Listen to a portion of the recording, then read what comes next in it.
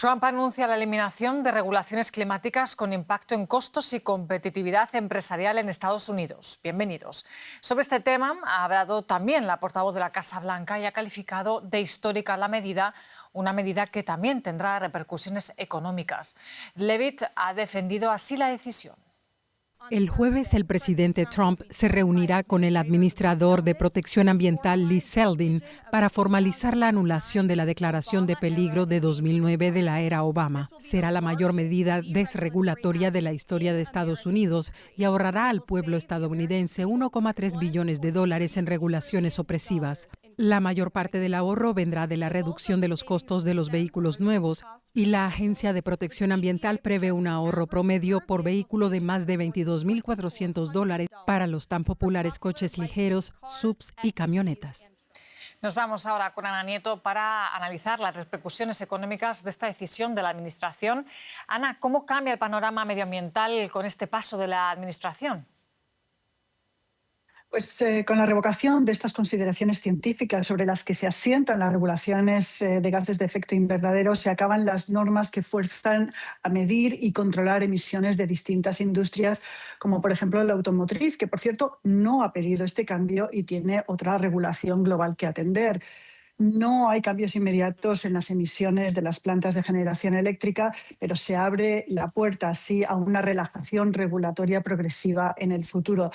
Trump, que ha afirmado que el futuro está en el mismo lugar que en el pasado, en los combustibles fósiles, va a proveer, además de financiación, a 5 plantas de generación a través de carbón que estaban previstas que se cerrarán en el futuro. Además, por orden ejecutiva, el Departamento de Defensa va a comprar energía generada por plantas de carbón. Desde la Administración se espera que con estos ahorros que ha comentado hoy Karoline Leavitt y que con una mayor producción se tenga energía para proveer al intensísimo consumo que va a tener la inteligencia artificial, la prevista reindustrialización que tiene el país y que, por cierto, se bajen también las facturas eléctricas de los consumidores, algo que es bastante más difícil que ocurra. En cualquier caso, se espera que muchas de estas decisiones acaben en los tribunales. Y Ana, todo ello mientras la Administración sigue arremetiendo contra las alternativas renovables. ¿Cuál es el estado del desarrollo de esta energía en el país? Sí, la generación de la energía renovable ha crecido en Estados Unidos, incluso por encima de la del carbón, a pesar de los pasos atrás de que se está dando desde el punto de vista regulatorio y los problemas que la Administración está poniendo al crecimiento de esta energía, sobre todo la eólica. Según la Agencia de Información de Energía de la propia Administración, la generación solar creció un 37% el año pasado y la eólica un 24%. De hecho, la energía solar fue la que proveyó el 85% de la nueva electricidad que llegó a la red eléctrica, una generación que es más barata, aunque no se percibe en las facturas que pagamos los consumidores precisamente por el mix de distintas fuentes en el precio de la generación. En el caso de la energía eólica, algo con lo que Trump tiene un problema personal, se ha intentado cerrar y cancelar obras de expansión en la costa este, en campos eólicos en el mar, pero todos ellos son decisiones que han acabado en los tribunales y que han sido rescindidas la mayor parte de ellos. Ana Nieto, muchas gracias por esta conexión. Gracias, Belén. Y otro asunto del día, la corrupción sigue aumentando a nivel mundial, afectando incluso a democracias consolidadas. El índice de percepción de la corrupción 2025 de Transparencia Internacional analiza 182 países y territorios y muestra un deterioro en la transparencia del sector público. La escala va de 0, muy corrupto, a 100, muy transparente, con implicaciones directas en la economía y la confianza institucional. En 2025 se registró una ola global de protestas contra la corrupción y la desigualdad liderada por la generación Z. Se dio mayoritariamente en países situados en la mitad inferior del índice de percepción de la corrupción, como Nepal o Madagascar, jóvenes denunciando el abuso de poder y la escasez de oportunidades. Pero según Transparencia Internacional, los esfuerzos contra la corrupción tampoco prosperaron en Europa durante la última década. Los líderes alegan cuestiones de seguridad, económicas o geopolíticas como motivos por los que hubo un retroceso en los compromisos acordados.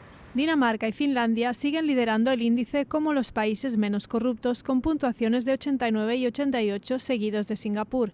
En la parte inferior de la lista, muy por debajo de la media mundial de 42, cuyo nivel es el más bajo en más de una década, se encuentran Venezuela, Somalia y Sudán del Sur.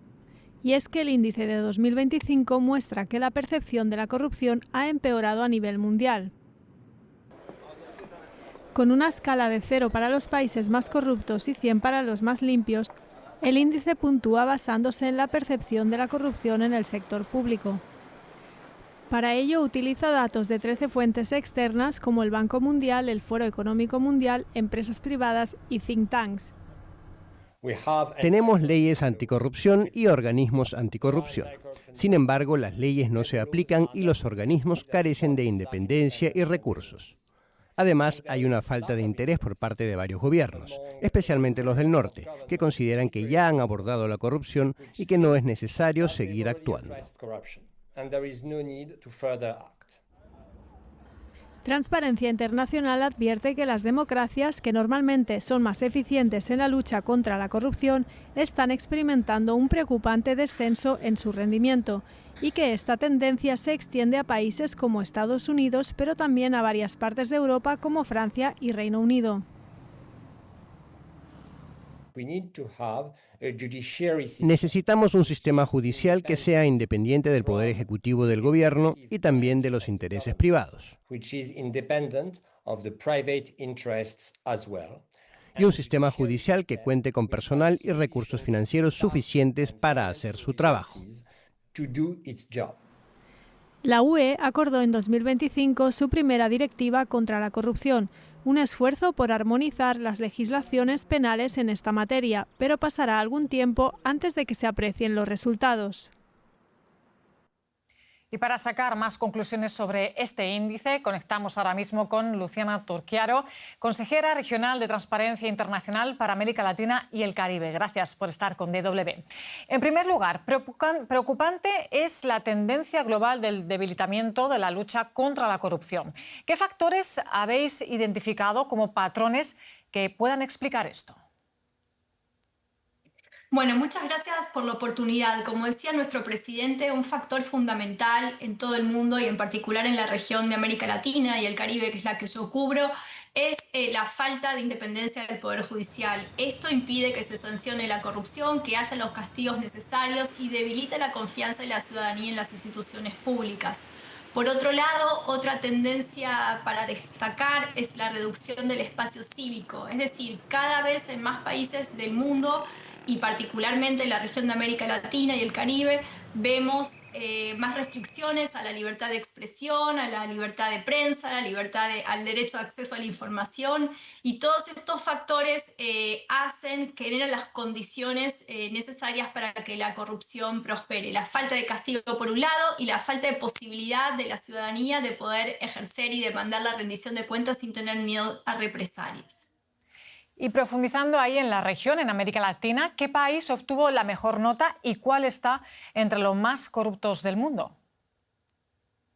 La mejor nota la obtienen Canadá, Uruguay y Barbados. Son las democracias más sólidas de la región. No están exentas de problemas, pero son países donde hay canales de participación, existe la rendición de cuentas y el poder judicial es mucho más robusto que en otros países.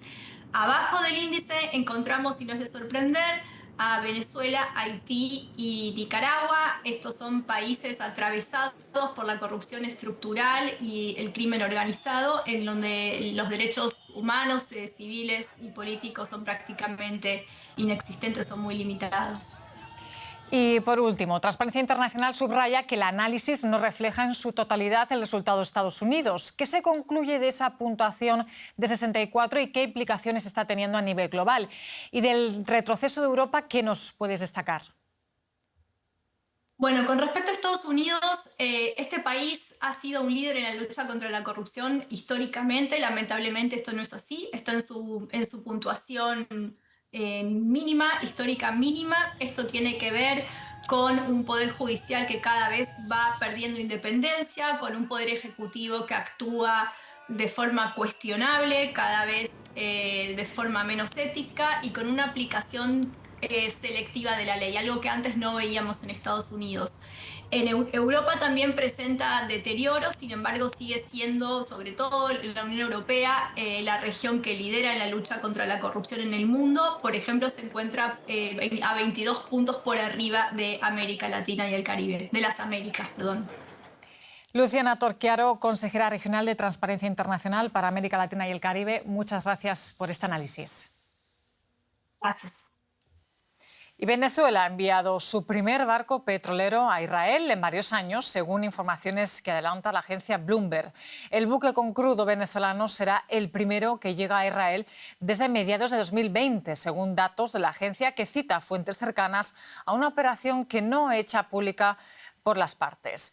Venezuela está aumentando la producción de crudo y retomando sus exportaciones tras la captura del líder chavista Nicolás Maduro a comienzos de enero en una operación militar de Estados Unidos. El presidente estadounidense Donald Trump asegura que su país controlará las operaciones petroleras de Venezuela.